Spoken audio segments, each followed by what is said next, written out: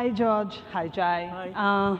Of course, we've come here to discuss about Asia and focus a lot more on Chinese travelers. We've had that discussion with everyone before as well.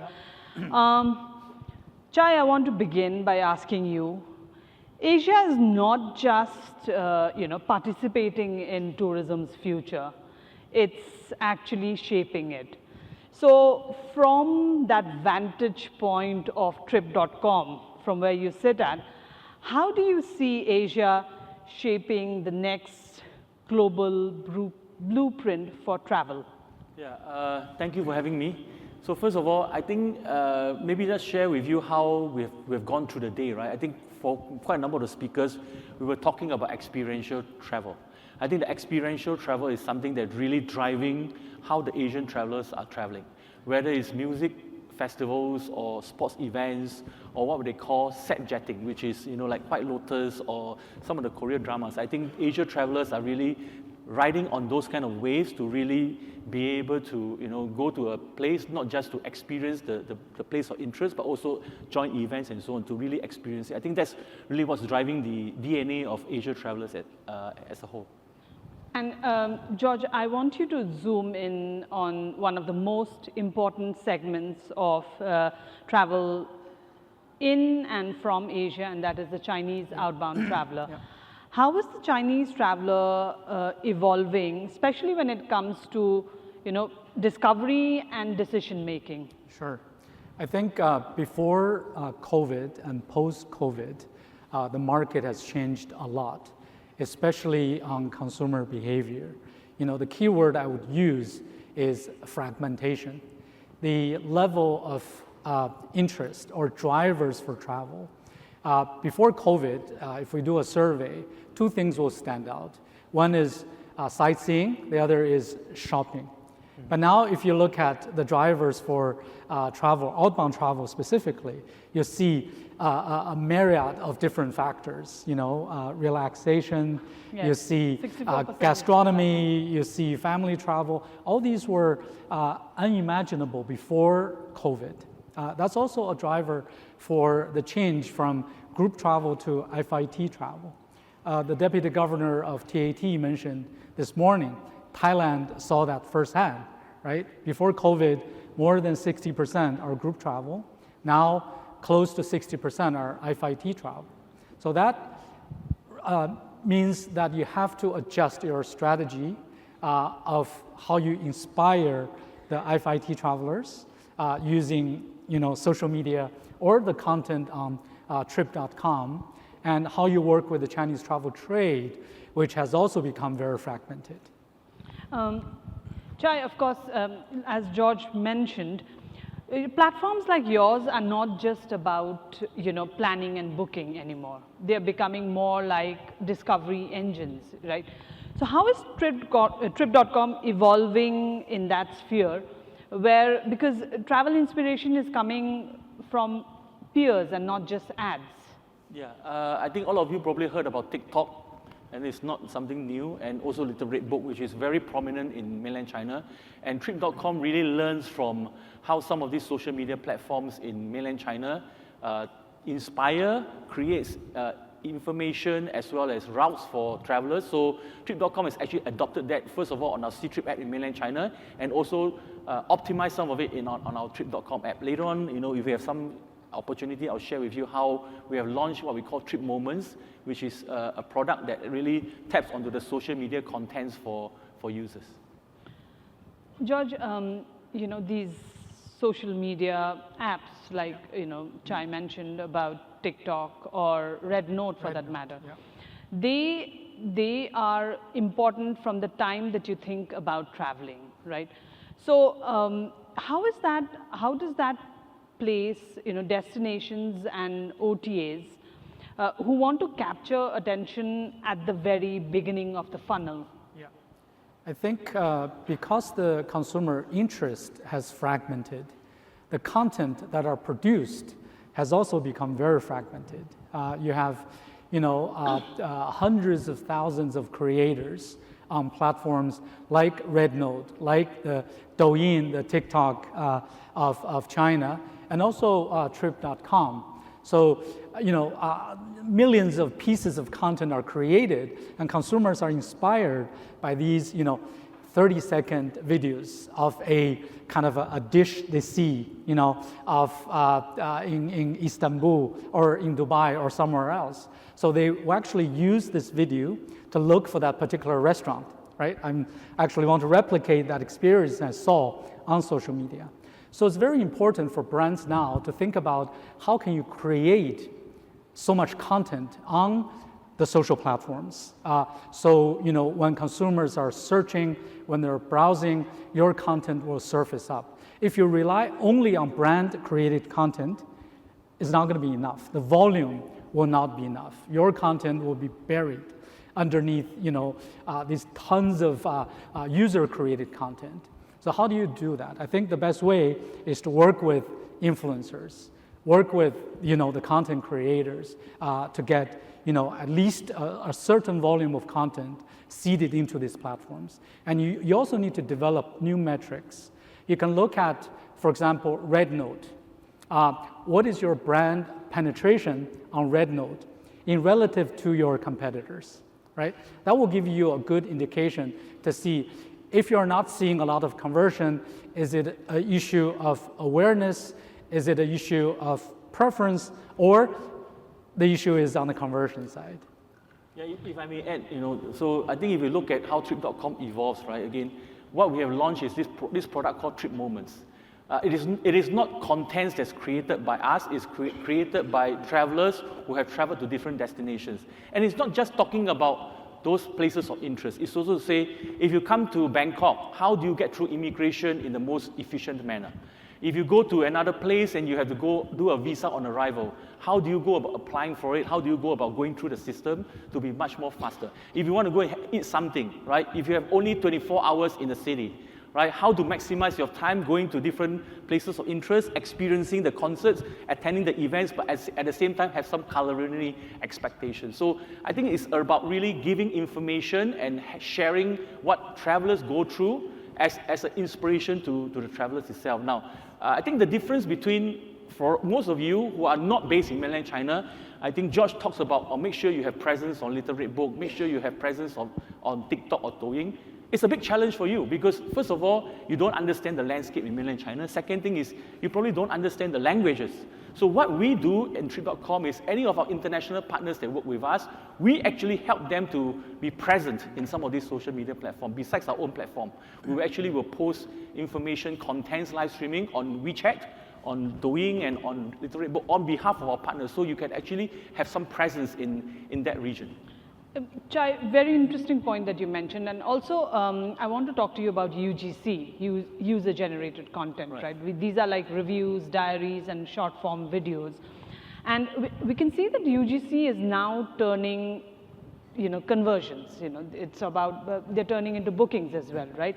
So how is Trip.com working in that direction, where user-generated content is not just for informing, but also for booking and conversions? Right. I think a couple of things, right? So if you look at our app itself, other than the transactional part of the top of the app, there's a lot of UGCs.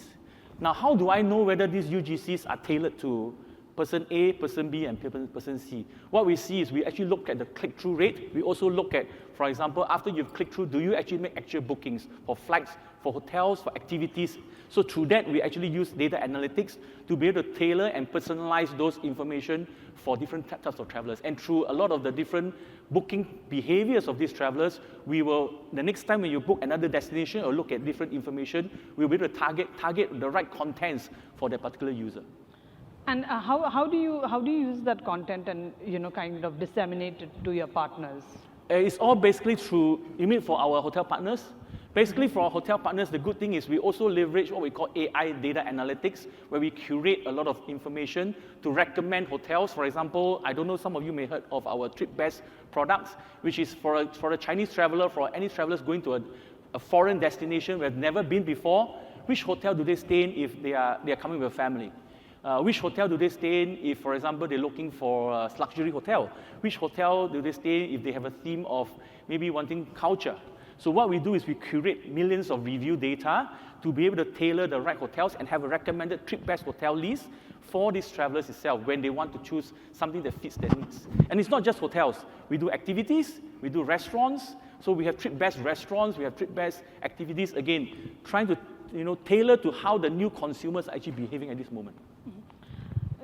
George, I want to ask you about the fact that user-generated content also ties into the loyalty bit, because it's not just about points, but it's also about trusting your community, right? So how are Chinese travelers looking at loyalty? Is it still very much based on rewards and points, or is there a sense of community, trust, and of course relevance as well? Yep. I'll address that, but first I want to add to what Chai had mentioned about conversion from social content.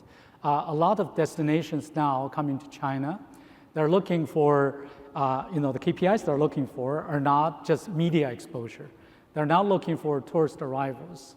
But it's very difficult to connect, investment on RedNote or Douyin, the TikTok of China, to tourist arrivals. It's very, very, very difficult. Nobody had cracked that problem, in many, many years. Ctrip provides one solution because Ctrip is one ecosystem in and of itself. They can go from media all the way to conversion, right? But there are also other ecosystems that you can possibly work with. For example, we had recommended to a client to do a project, what we call the Red Piggy project, which is you start with Red, but you get Fliggy as a conversion partner. You invest in them together. You don't invest just in RedNote, but you invest in both companies together as an ecosystem. You can do the same with WeChat and Tongcheng, because Tongcheng has investment from Tencent. That's another ecosystem. So I think for investment, if you're looking at conversion, you're looking at arrival numbers or bookings, you should look at ecosystem investment, either completely in the Ctrip ecosystem or in the Red Piggy ecosystem or WeChat Tongcheng ecosystem. I think that's important. That's a very important strategy to consider. Now go back to loyalty. I think loyalty is quite important. We work with GHA Discovery in China. We also work for small luxury hotels and leading hotels. These are all loyalty programs, especially for GHA. So the consumer interest in loyalty programs are very strong. Mm-hmm. And you can also look at the influencers who focus on loyalty content, how many followers they have, and how many kind of reads they have on their posts, because consumers are looking for tips.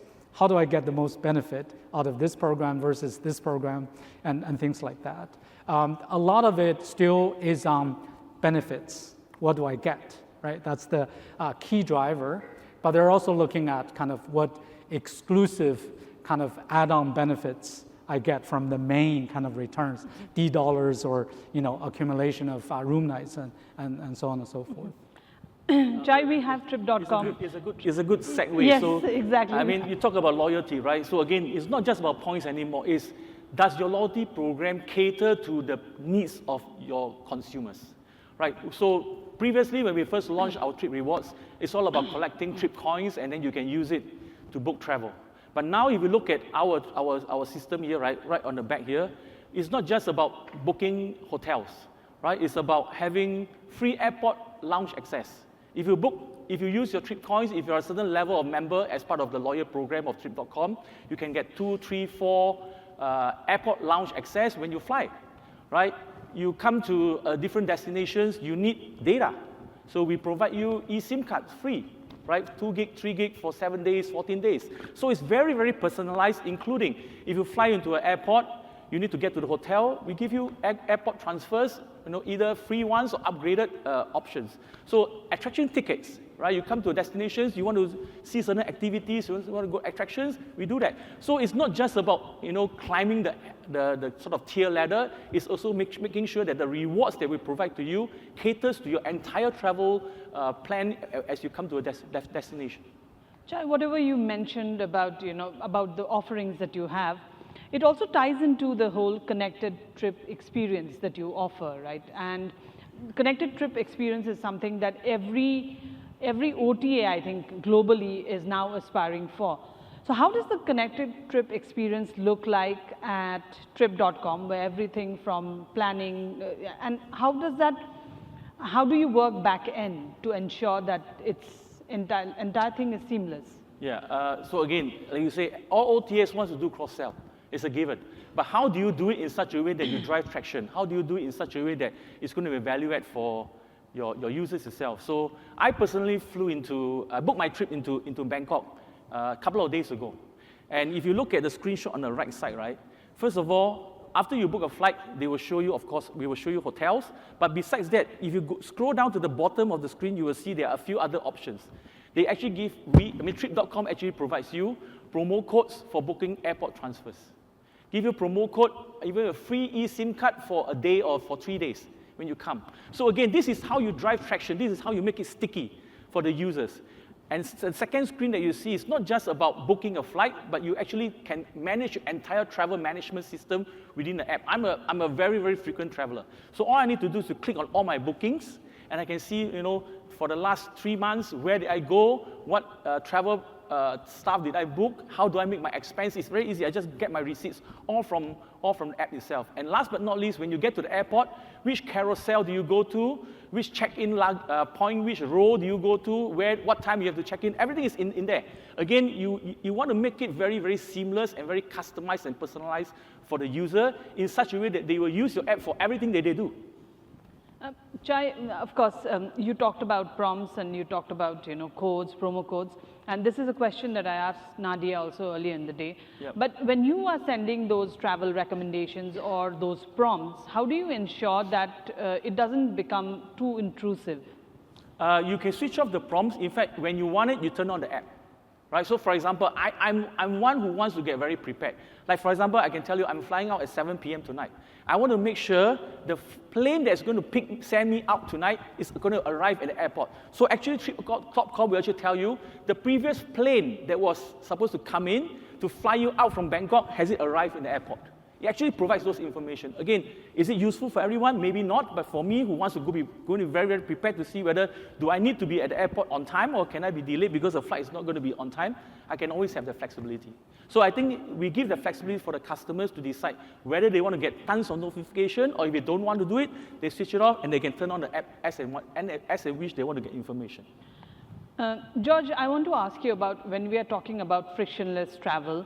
What is the Chinese traveler's expectation as far as frictionless travel is concerned? How much of, in terms of convenience and of course real-time service as well? Yeah, I think China has a unique advantage in offering services by not just OTAs, but also by suppliers, because we have this super app called WeChat.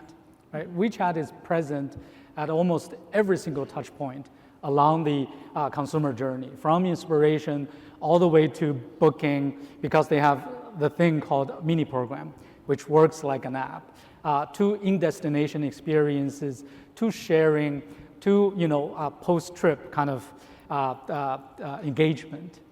So brands can leverage a mini program to deliver that frictionless experience. Even if you don't have a big app like Trip.com, you're a single brand, you can build a mini program, which is almost like developing a website, right? The level of difficulty is not that high. You can build that as a brand, and you can deliver all services. You analyze each touch point, what needs to be delivered, and you can just deliver that. I think with the kind of AI, especially in China, we have DeepSeek. You can integrate a lot of that into mini programs to make travel, a lot more frictionless.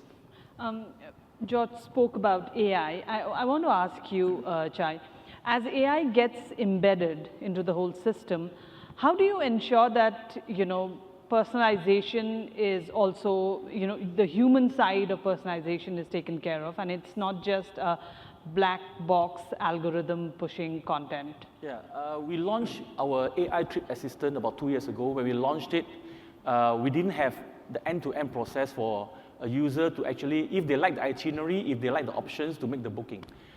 We actually launched that. So now a user that goes on Trip Genie, they can actually ask for itinerary, they can ask for flight options, hotel options, they actually can make the actual booking on the site. And the other thing about personalization, we actually have maps to say, for example, as you can see on the slides, day one, which point do you go to, what are the different destinations, how do you go around the map to maximize your options itself. And of course, the other thing is you can actually see all the photos and information of the options that the Trip Genie offers to you. Just to give you some data, right? When we launched Trip Genie till now, about 2 years ago, we have seen that the conversion has doubled. We have seen that people who use Trip Genie versus people who don't use Trip Genie, they spend 20 minutes more time on the app to browse and to gather more information. So this is really some of the data that we are seeing in terms of the success of that AI Trip Assistant. And George, how do Chinese travelers react to AI-driven suggestions, or is there still a focus on peer validation than machine recommendation? We actually do a couple of consumer sentiment surveys a year, and one of the questions we asked in our previous surveys was perception of AI. So a lot of consumers actually feel AI is useful, but there's not a killer app yet.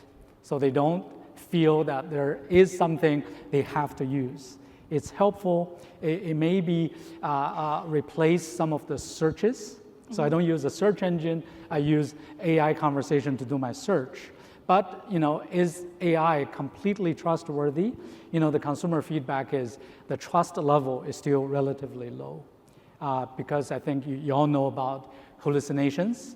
Even the model providers cannot guarantee their model doesn't hallucinate, right? If you ask for opening hours of Universal Studios Hollywood, if the AI doesn't have that information, we'll give you an answer, right? Which is completely wrong.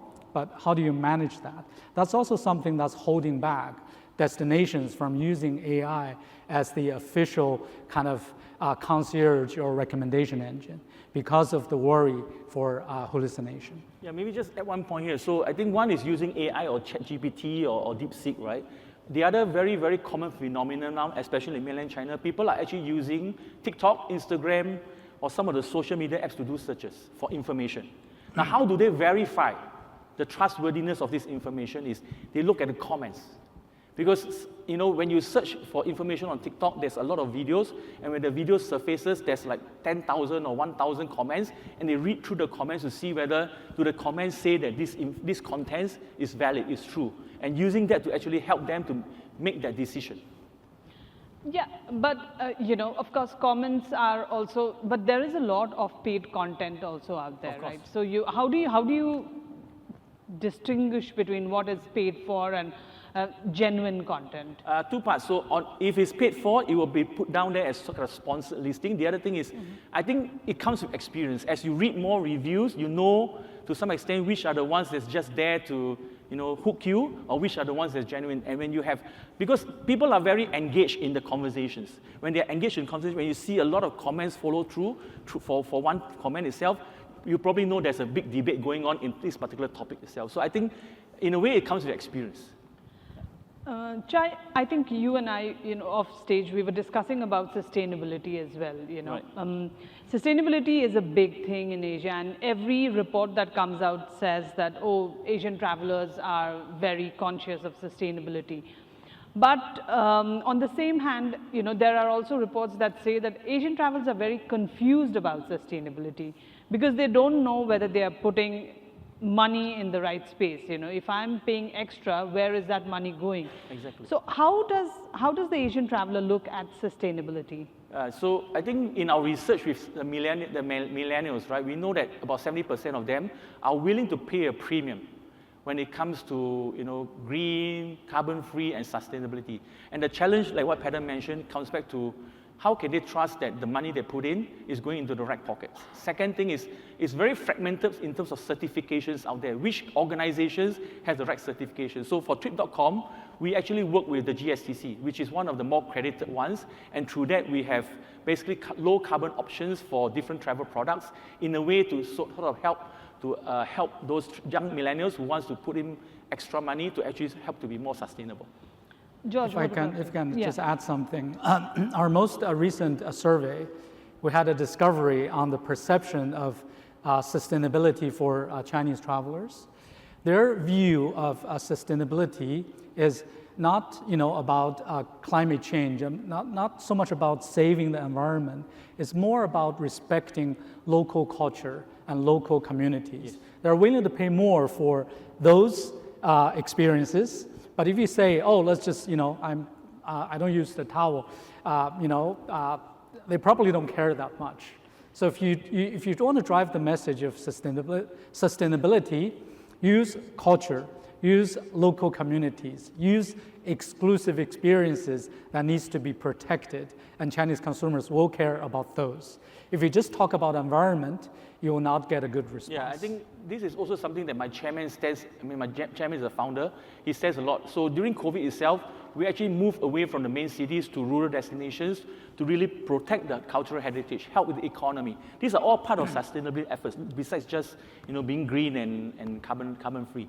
I know you have to catch a flight. So one big, one very short question. Asia is clearly setting expectations for the rest of the world. But if there is one behavior or model that global companies should ignore at the risk of losing, that's coming from Asia, that global companies, if they ignore, will be at risk, what would that be? Chai and George both. Okay. I think it's the fragmentation of the market, both on consumer demand as well as the supply side. Travel agencies' numbers has increased a lot, but the average number of people working for a travel agency has reduced a lot. How do you work with this fragmented market will be quite important. Yeah, I think riding on the fragmentation, I think what we need to do is put the decisions in the hands of the users, provide them with as much information that you can, and then let them make the choice. I think that's something that we have to think about, rather than already thinking that a user knows what they want and come in and make the transactions. I think it's about providing information, providing contents. And just one point about our live streaming. We just launched our live streaming product in Europe. We actually went in destination to Turkey yesterday, and we'll be in London tomorrow. We already generated over $2 million US. It's the first time we go to Europe. And we think this product is going to be something that's going to be taking on the world. Right? I mean, I think Matthew and some of our partners are here. I can tell you that this product is going to be brought all across the world into the rest of the world. Thank you, George and Jai. Thank you so much for this discussion. It was great talking to both of you. Thank you. Thank you. Thank you. Thank you. Thank you, Jai.